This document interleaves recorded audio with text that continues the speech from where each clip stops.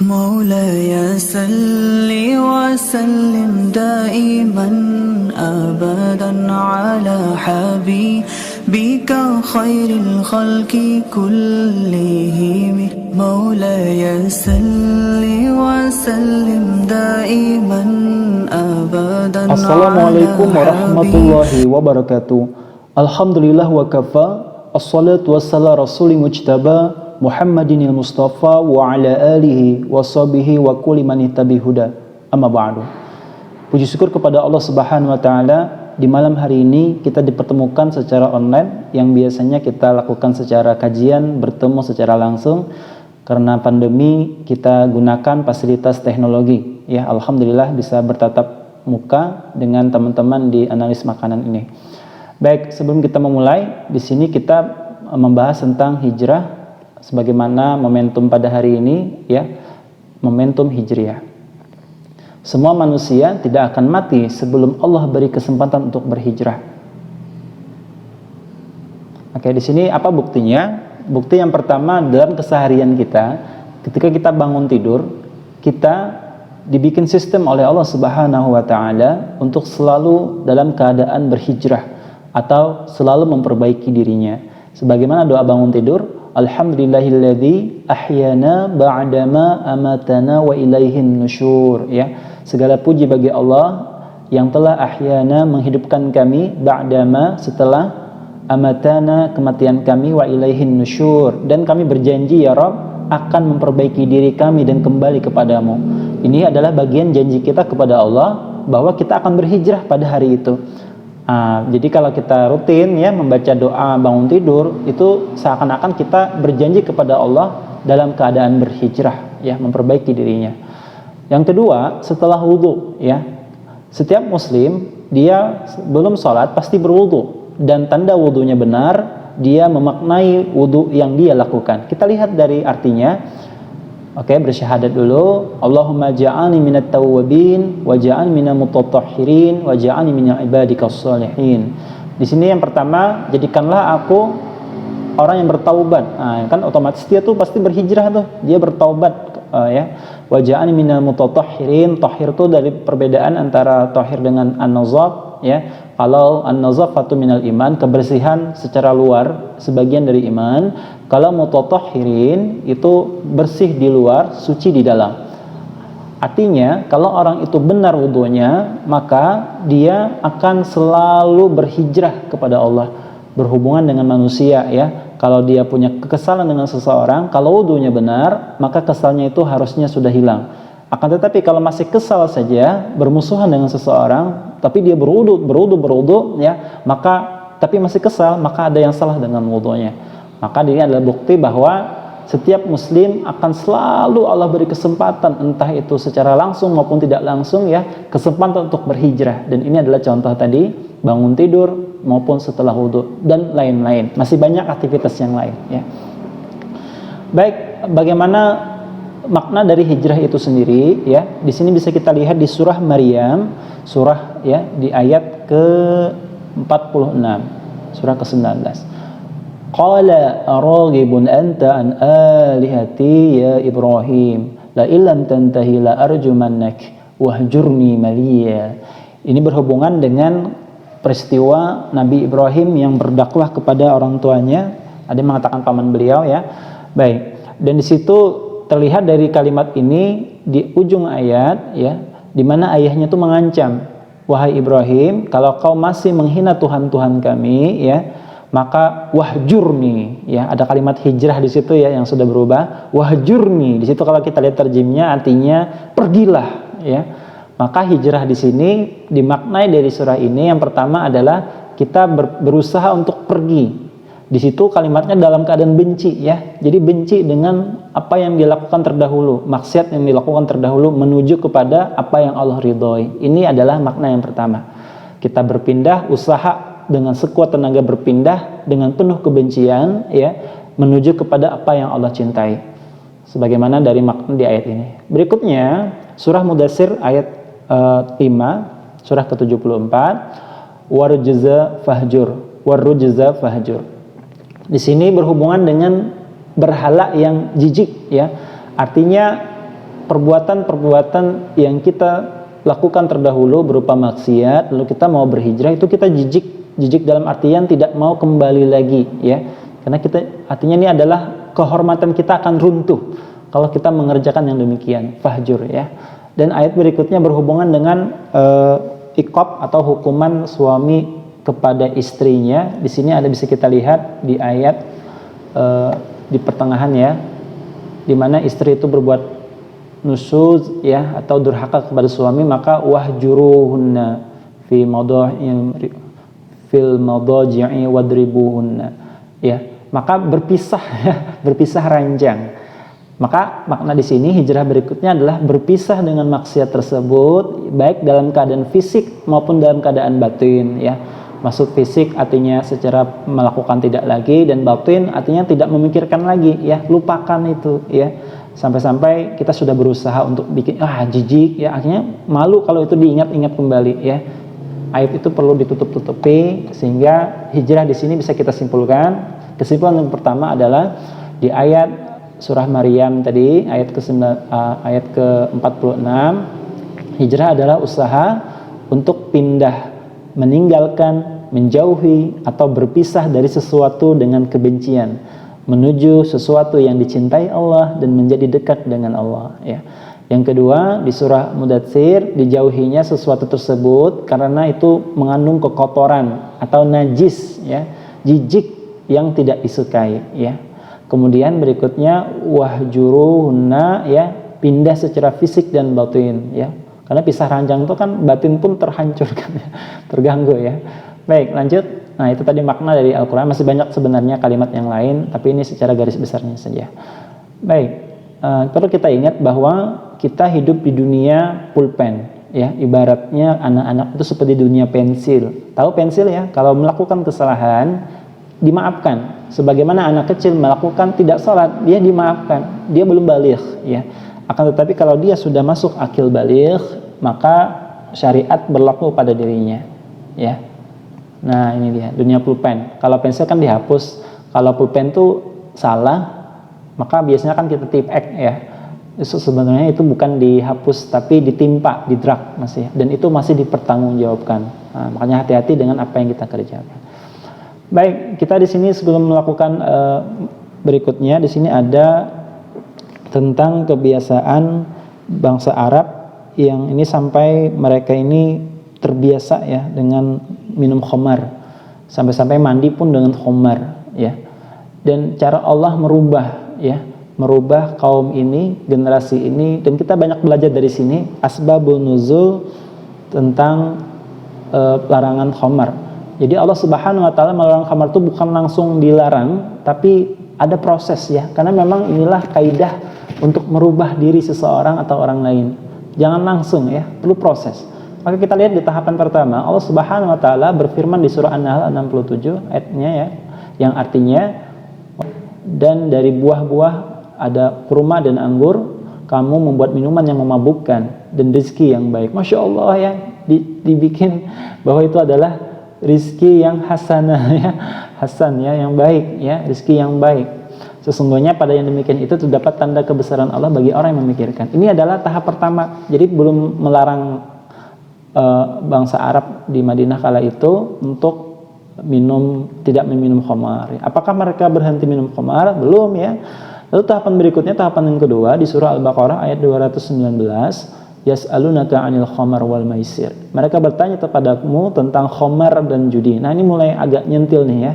Katakanlah pada keduanya terdapat dosa yang besar dan beberapa manfaat bagi manusia, tetapi dosa keduanya lebih besar daripada manfaatnya. Memang terdapat manfaatnya di beberapa negeri tertentu yang dingin, ya, untuk menghangatkan tubuh, ya.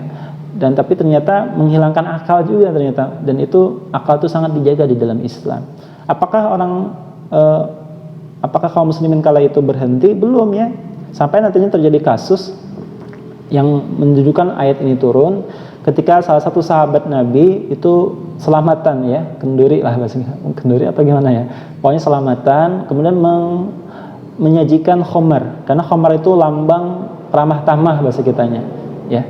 Sehingga suatu ketika sahabat itu mabuk, ya, dan dia memimpin sholat, ya, dan ngawur kalimat-kalimatnya. Maka turunlah ayat berhubungan sudah mulai tegas, ya ayyuhalladzina amanu la taqrabus salata wa antum suqara hatta ta'lamu ma taqulun.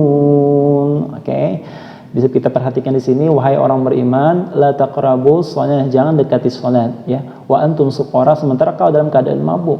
Hatta ta'lamu ma taqulun, sampai kau mengetahui apa yang kau bicarakan.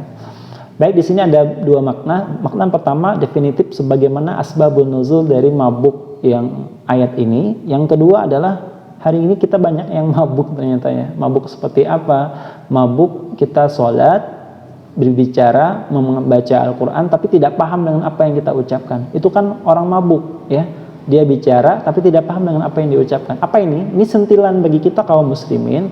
Hendaklah tidak puas dengan ilmu yang ada. Maka hendaklah kita hari ini belajarlah untuk tarjim ya. Ada keinginan untuk belajar tarjim, minimal Al-Fatihah ya. Minimal kita tahu apa yang kita ucapkan itu. Alhamdulillahirabbil alamin. Segala puji bagi Allah Tuhan semesta alam. Ar-Rahmanir-Rahim, yang Maha Pengasih, Maha Penyayang. Maliki yaumiddin. Maliki yaumiddin, penguasa hari pembalasan. Semuanya akan diam. Allah menguasai hari pembalasan. Nah, jadi kan lebih mengena ya. Ya, ini adalah tahapan yang ketiga.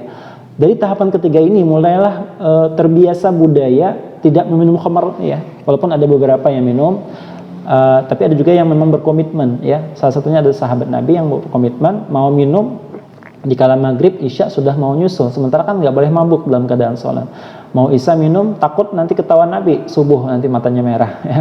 Mau minum pagi-pagi, zuhur sudah mau menjelang. Mau minum zuhur siang ya, asar mau menjelang. Akhirnya mulai terbiasa ya. Akhirnya turunlah ayat yang berikutnya. Tahapan yang keempat, inilah komitmen dari larangan, dan ini juga jawaban dari Allah dari doanya Umar bin Khattab ketika dia gelisah dengan akibat jangka panjang dari khamar. Ya Rabb, kapan ini khamar dilarang? Maka turunlah ayat Al-Quran surah Al-Maidah ayat ke-90, ya ayyuhalladzina amanu innamal khamru wal maisiru wal ansabu wal azlamu rijsun min amali syaitan fajtanibuhu la'allakum tuflihun ya. Ini adalah larangan bahwa minum khamar, berjudi, kemudian mengundi nasib adalah perbuatan syaitan ya. Dan perbuatannya itu untuk kita terpecah belah ya. Dan ini akhirnya Masya Allah pemandangan yang mengerikan ya. Banjirlah Madinah kala itu dengan khamar yang ditumpahkan oleh kaum muslim. Sami'na wa ata'na. Ini tahapan ya. Bayangin aja kalau kita sudah terbiasa orang di Indonesia itu makan nasi, disuruh makan jagung, pasti pada protes tuh ya. Tapi Allah Subhanahu wa taala memberikan yang namanya tahapan-tahapan ya. Orang berubah juga perlu tahapan ya. Misalnya pengen tahajud, mulailah dengan witir 1 rakaat sebelum tidur ya. Itu dilanjut-lanjut, nanti insya Allah bisa tahajud. Jangan langsung sudah dengar tentang materi hijrah, besok saya akan tahajud 11 rakaat 5 juz ya, esoknya jera ya. Oke, jadi jangan sampai bekajut ya bahasa Banjarnya itu. Jadi bertahap. Oke, lalu bagaimana 5 langkah untuk kita berhijrah? Di sini ada 5 tips langkah-langkah yang bisa istiqomah di dalam berhijrah. Langkah yang pertama adalah kita mulai dari hari ini ya. Langkah pertama adalah bertobat. Sebagaimana dari doa di wudhu tadi ya. Allahumma ja'alni minat tawwabin ya. Kita bertobat kepada Allah. Kenapa harus bertobat? Karena tobat ini ibarat kita lagi buang sampah. Kemudian kalau kita tidak bertobat, sampah itu akan terus-terus kita bawa kemanapun. Bayangin aja kita punya sampah yang diplastiki, sampah organik lagi ya. Kemudian kita bawa sholat ya, gimana rasanya? Apakah sholatnya khusyuk? Tentunya tidak. Maka syarat untuk berhijrah kalau ingin istiqomah, hendaklah bertaubat terlebih dahulu. Apa syarat taubat? Taubat ada 3 syaratnya. Yang pertama adalah menyesal dengan perbuatan tersebut. Yang kedua, berjanji tidak mengulangi lagi. Dan yang ketiga, menutup jalan menuju kemaksiatan ya. Bagi yang kita bisa pelajari diri kita, kira-kira apa yang menyebabkan kita terjerumus dalam maksiat? Apakah dalam kondisi sendiri, maka segera cari teman, atau dalam keadaan lagi luang, maka segera diplanningkan kegiatan apa pada hari itu. Jadi kita kenal diri kita ya, dan setan pun tahu ya apa kelemahan kita tuh tahu, makanya segera kita bertobat. Bahkan Rasulullah saja yang dijamin masuk surga bertobat 70 bahkan dikatakan 100 kali dalam sehari, Masya Allah. Yang kedua, jadi kalau kita bertobat tadi ya, kita seperti membuang sampah, plong rasanya ya. Makanya kalau orang itu merasa tidak nyaman dalam ibadah, berarti ada dosa yang belum dia taubati sebelum menghadap kepada Allah Subhanahu wa taala. Yang kedua, planning, rencanakan sebagaimana doa setelah tidur tadi ya, alhamdulillahilladzi ahyana ba'dama amatana wa ilaihin nusyur ya. Ketika bangun tidur itu kita berdoa kepada Allah seakan-akan kita janji sama Allah bahwa hari ini saya akan rencanakan ya Rabb, nusyur, akan kembali kepadamu dalam keadaan baik ya. Kita rencanakan tuh, makanya subuh tuh dari kata rencana. Jadi ketika subuh itu sudah selesai, kita rencanakan hari itu apa saja kegiatan fardu kita, lalu berapa sedekah kita rencanakan ya. Supaya apa? Karena kalau kita rencanakan akan kita laksanakan. Mustahil seorang muslim itu bisa tahajud kalau sebelum tidur dia tidak pernah meniatkan untuk salat tahajud. Berikutnya yang ketiga, mengiringi segala aktivitas dengan kebaikan. Di sini penting juga, sebagaimana di dalam Al-Quran, iringilah keburukanmu dengan kebaikan. Karena ternyata keburukan itu akan dihapus oleh kebaikan. Oke, kalau keburukan itu ibarat minyak, ya, kebaikan ibarat air. Coba kita perhatikan di iklan ini. Maaf ya, pakai iklan. Ya, maaf ada iklannya ya. Ini ibarat dosa ya. Kemudian dikasih air terus menerus akan menyebabkan murni ya. Itulah kaum muslimin ya, ketika dia bermaksiat itu seperti di minyak ya, kemudian dia beramal soleh. Makanya banyak kawan-kawan kita itu yang senior-senior, ustadz-ustadz ya, kalau melakukan maksiat langsung beliau sedekah ya, kemudian puasa ya. Ini adalah bagian dari pengiringan aktivitas kebaikan tadi.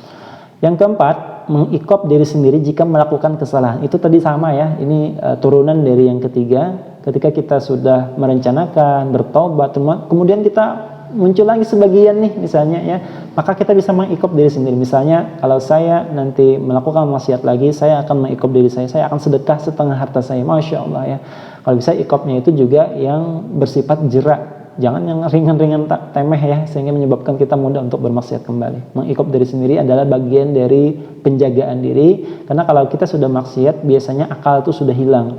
Dan ikop adalah bagian dari pengingat. Ya. Ikop itu hukuman ya. Yang kelima, berdoa kepada Allah. Ya, mustahil kita melakukan 1, 2, 3, 4 tanpa bantuan dari Allah Subhanahu wa taala ya. Bahkan kita pun bernapas kan atas izin Allah. Jadi kalau kita ingin komitmen dengan 4 hal tadi, bertobat, merencanakan, mengiringi dengan aktivitas kebaikan dan mengikop diri sendiri, hendaklah kita minta doa kepada Allah sehingga mendapatkan hidayah tertinggi, namanya hidayatul taufik ya. Apa itu hidayatul taufik? Segala aktivitas baik ilmu, akhlak dan perilaku sesuai dengan apa yang Allah inginkan. Makanya nanti kadang ada orang yang hafal Quran tapi malah pacaran ya, kemudian orang yang hafal agama tapi malah pacaran ya. Kenapa? Karena dia tidak mendapatkan hidayatul taufik. Apa tadi taufik? Ya, sesuatu yang kita kerjakan sesuai dengan apa yang Allah kehendaki. Maka cara mendapatkannya ada 2. 1, melakukan 1, 2, 3, 4 dengan sungguh-sungguh, bertobat, rencanakan, mengiringi dan mengikop diri sendiri kalau melakukan kesalahan. Yang kelima adalah berdoa kepada Allah supaya diberikan hidayatul taufik. Oke, baik, insya Allah untuk ini saja. Semoga bermanfaat dari penyampaian tadi. Kita rangkum kembali bahwa hijrah tadi makna yang pertama, berpindah dengan usaha kita dengan penuh kebencian menuju kepada apa yang Allah cintai. Yang kedua tadi kita merasa jijik ya untuk kembali. Dan yang ketiga adalah kita berpisah baik secara fisik maupun secara batin ya. Subhanakallah wa bihamdika asyhadu an la ilaha illa anta astaghfiruka wa atubu ilaik. Pohon durian berdaun sirih. Cukup sekian dan terima kasih. Assalamualaikum warahmatullahi wabarakatuh.